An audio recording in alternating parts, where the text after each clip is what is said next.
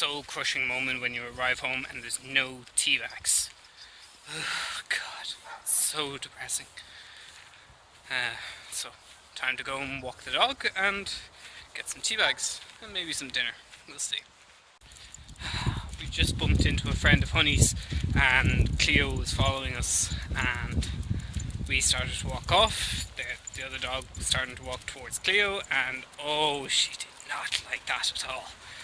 Oh, she was right up with an arched back, tail like a brush. Oh, she did not like that at all. But that's what you do. Actually, speaking of which, Kate is supposed to be taking guardianship over an American pit bull pup, I think it was called. And yeah, that's gonna be fun. Oh well, it's long ago.